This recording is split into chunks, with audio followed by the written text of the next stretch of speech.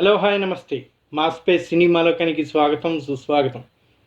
మరో చక్కని చిత్రంతో ఈరోజు మీ ముందుకి మీ సినిమాలోకం నంబూరి రివ్యూస్. ఎస్ సరస్వతి అంటుందండి వరలక్ష్మి శరత్ కుమార్. అదేంటి ఈమె యాక్టర్గా ఉంది, మరి ఆమె ఎస్ సరస్వతి అంటాం ఏంటి అనుకుంటున్నారా? అదేనండి మన వరలక్ష్మి గారు కొత్తగా ఒక సినిమాని తానే స్వయంగా దర్శకత్వం వహించి ప్రొడ్యూస్ చేశారంట. మరి ఆ సినిమా పేరే ఎస్ సరస్వతి అంటున్నారు. ఎస్ సరస్వతి ఏంటో, ఆ సినిమా ఏంటో, అదేదో సైకలాజికల్ థ్రిల్లర్గా తీశానంటున్నారు. మరి అది మన మెప్పించిందా లేదా అనేది ఈరోజు మన రివ్యూలో చూసుకుందాం. ముందుగా చిత్ర తారాగణం విషయానికి వస్తే, ఎస్ సరస్వతిలో నటీనటులుగా వరలక్ష్మి శరత్ కుమార్, జీవా, ప్రకాష్ రాజ్, మురళీ శర్మ, రావు రమేష్, ప్రియామణి, కిషోర్, సప్తగిరి, శ్రీకాంత్ అయ్యంగార్, తులసి, రఘుబాబు తదితరులు ఉన్నారండి. అంతా హేమాహేమీలైన యాక్టర్ అండ్ యాక్ట్రెస్లు ఉన్నారు. కథని కూడా చక్కగా సాయి మాధవ్ బుర్ర అందించారంట. తమన్ సంగీతంతో ఒక చక్కని చిత్రంగా మన ముందుకు వచ్చినటువంటి ఈ సైకలాజికల్ థ్రిల్లర్ మరి ఏ విధంగా ఉందో చూద్దాం. ఈ సినిమాకి సినిమాటోగ్రఫీ ఎడ్విన్ సకాయ్, దర్శకత్వం వరలక్ష్మి శరత్ కుమార్ స్వయంగా, నిర్మాతలుగా అక్కచెల్లెలిద్దరు పూజా శరత్ కుమార్, వరలక్ష్మి శరత్ కుమార్ మొట్టమొదటిగా నిర్మించినటువంటి ఈ చిత్రం మరి మనని మెప్పించిందా లేదా అనేది చూసుకుందాం. ముందుగా నటిగా విలక్షణమైన పాత్రల్లో ప్రేక్షకుల్ని మెప్పించే వరలక్ష్మి ఇప్పుడేమో తొలిసారి ప్రధాన పాత్రలో నటిస్తూ స్వయంగా దర్శకత్వం వహించి నిర్మించారు. మరి ఈ చిత్ర కథ ఏంటి, సినీ ప్రియులకు ఎలాంటి అనుభూతి అందించింది అనేది కథలోకి వెళ్తేనే కదా తెలిసేది. మరి ఇప్పుడు ఆ కథలోకి వెళ్దాం చూడండి. లక్ష్మిగా వరలక్ష్మి శరత్ కుమార్ నటించినటువంటి ఈ పాత్ర ఒక అనాథగా ఓ ప్రైవేట్ ఆసుపత్రిలో నర్సుగా పనిచేస్తూ ఉంటుంది. ఆగస్టు 15న తన కూతురు ఎస్ సరస్వతిని స్కూల్లో దించి ఉద్యోగానికి వెళ్ళిపోతుంది. కానీ సాయంత్రం తిరిగి వచ్చేసరికి ఆ పాప స్కూల్లో కనిపించదు. దీనిపై ఆ స్కూలు యాజమాన్యాన్ని ప్రశ్నిస్తే అసలు సరస్వతి పేరుతో లక్ష్మి చెప్పిన క్లాసులో ఏ అమ్మాయి లేదని చెప్తుంది. కట్ చేస్తే స్కూల్లో తన పాపని ముగ్గురు అత్యాచారం చేసి చంపారని, ఆ శవాన్ని ఓ చేత పాటి పెట్టారని ఆ మరుసటి రోజు పోలీస్ స్టేషన్ మెట్లు ఎక్కుతుంది లక్ష్మి. అయితే పోలీసులు ఆమె చెప్పిన ప్రదేశంలో తవ్వి చూడగా శవం ఏమీ కనిపించదు. దీంతో ఏ సాక్ష్యాలు లేవని పోలీసులు కేసు నమోదు చేయకుండానే వదిలేస్తారు.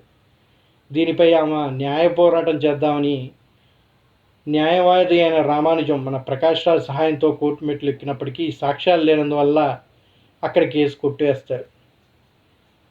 అలాంటి కథలో సరిగ్గా అప్పుడే లక్ష్మి తన కూతురిని చంపారనే కారణంతో ఓ జడ్జిని, ఐఏఎస్ అధికారిని, పోలీసుని హత్య చేస్తుంది. మరి ఆ తర్వాత ఏమైంది, అసలు లక్ష్మి ఎవరు, ఆమె కథ ఏంటి, చిన్నతనంలో ఆమెకు జరిగిన అన్యాయం ఏమిటి, తనకి నిజంగా కూతురు ఉందా లేదా, ఈ కేసును పరిష్కరించే క్రమంలో న్యాయవాది రామానుజానికి ఎదురైన సవాళ్ళేంటి, ఈ కథలో ప్రియామణి, కిషోర్, రావు రమేష్, మైమ్ గోపి, హరీష్ పరడే తదితరుల పాత్రలు ప్రాధాన్యం ఏంటి అన్నది సినిమా చూసి తెలుసుకోవాలంటుంది మరి మన డైరెక్టర్ వరలక్ష్మి శరత్ కుమార్.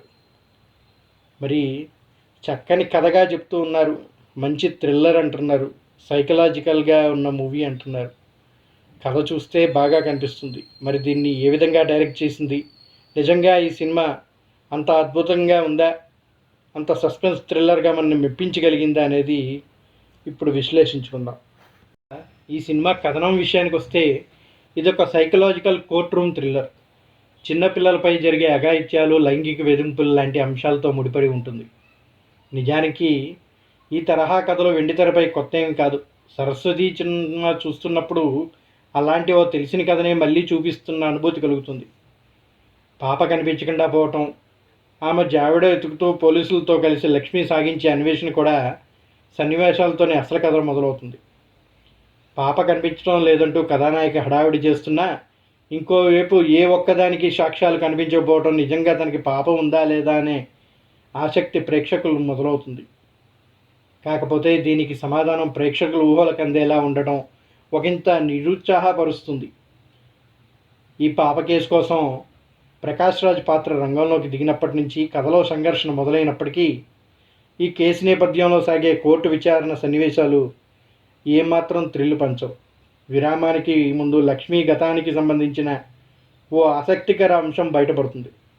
ద్వితీయార్థం ఎలా సాగనుందనే దానికి ప్రేక్షకుల ముందే ఓ స్పష్టత వచ్చేసినట్టుగా అనిపిస్తుంది. దీంతో అసలు లక్ష్మి గతమేంటి, చిన్నతనంలో ఆమెకి జరిగిన అన్యాయం ఏమిటి, తను ఓ ఐఏఎస్ అధికారిని, జడ్జిని, పోలీస్ని చంపడానికి వెనుకున్న కారణం ఏంటి అనే అంశాల చుట్టూ సెకండ్ హాఫ్ మొత్తం కూడా సాగుతూ ఉంటుంది.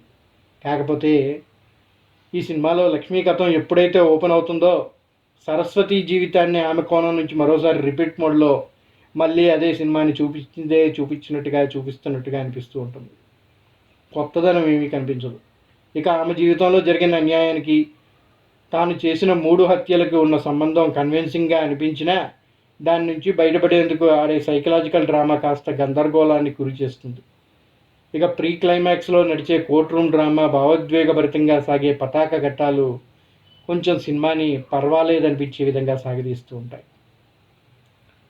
ఇక ఈ సినిమా ఎవరెలా చేశారనే విషయానికి కానీ మనం వస్తే, వరలక్ష్మి నటిగా తనదైన విలక్షణ నటనతో ప్రేక్షకుల్ని మరోసారి కట్టిపడేసినప్పటికీ దర్శకులురాలిగా మాత్రం అంతగా ప్రభావం చూపించలేకపోయిందనే చెప్పాలి. ముఖ్యంగా కథలో కొత్తదనం లేకపోవడం, స్క్రీన్ ప్లే ఊహలకు అందేలా ఉండడం ప్రధాన లోపంగా కనిపిస్తూ ఉంటుంది.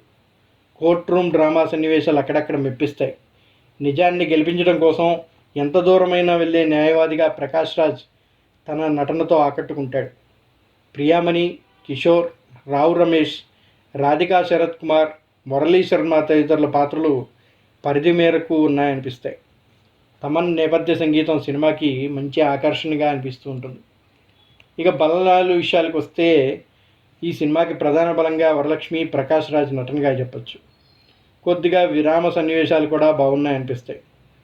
చివరిగా క్లైమాక్స్ మంచిగా ముగించింది అని చెప్పడంలో కొంత బలంగానే చూపించారు. ఇక బలహీనత విషయాలకు వస్తే పెద్దగా కొత్తదనం ఏమీ లేని కథ, ఊహలకందే స్క్రీన్ ప్లే, సరైన ఎడిటింగ్ లేకపోవడం లోపంగా కనిపిస్తూ ఉంటుంది. ఇక మన విషయానికి వస్తే దీన్ని ఏ విధంగా చెప్పచ్చు అంటే, అక్కడక్కడ కొంచెం థ్రిల్ వంచే సరస్వతిగా ఈ సినిమాని మనం ఊహించుకోవచ్చు. ఇప్పటివరకు ఒక నటిగా వరలక్ష్మి శరత్ కుమార్ అంటే అందరికీ ఒక ఐడియా ఉంది. కానీ ఈ సినిమాలో మాత్రం ఆమె ఒక నటిగానే కాకుండా దర్శకురాలిగా కూడా మెప్పించగలిగారు అని ప్రూవ్ చేశారని చెప్పచ్చు. ఆమె ఈ సినిమా డిజైన్ చేసుకున్న కొన్ని సీన్స్ మరింత ఇంట్రెస్టింగ్గా అనిపిస్తాయి. ఇక నటిగా కూడా ఈ సినిమాలో ఆమె సాలిడ్ పర్ఫార్మెన్స్ అందించారు. పలు ఎమోషనల్ వేరియేషన్స్ కూడా వరలక్ష్మి శరత్ కుమార్ తన పాత్రకి తగ్గట్టుగానే బాగా చేశారు. అలాగే ఇన్వెస్టిగేషన్ సీన్స్ సహా కోర్ట్ సీన్స్లో తన పొటెన్షియల్ని ఆమె చూపించారు. ఇక ఇతర నటుల విషయానికి వస్తే ప్రియామణి, ప్రకాష్ రాజ్, ఇంకా రావు రమేష్ మరియు మురళీ శర్మల పాత్రలు బాగున్నాయి. వారి నటన కూడా అందులో పర్ఫెక్ట్గా ఉంది. అలాగే ఈ సినిమాలో కొన్ని ఎమోషనల్ సీన్స్ నుంచి వెయిట్ తీసుకొస్తాయి. దర్శకత్వం వరకు బాగానే ఉన్నా కొంచెం ఎడిటింగ్లో లోపాలు కనిపిస్తూ ఉన్నాయి. కథ అందరికీ తెలిసిన కథలాగా ఉండటం వల్ల కొద్దిగా మైనస్గా అనిపించినప్పటికీ, ఆసక్తికరంగా మొదలైనప్పటికీ సినిమా ముందుకు సాగుతున్న క్రమంలో మాత్రం కథనం ఊహాజనితంగా మారటంతో ఆ ఇంపాక్ట్ మెల్లగా తగ్గుతూ పోతుంది. ఒక decent and interesting first half తర్వాత సెకండ్ హాఫ్ కొంచెం సాగతీతగా అనిపిస్తూ ఉంటుంది.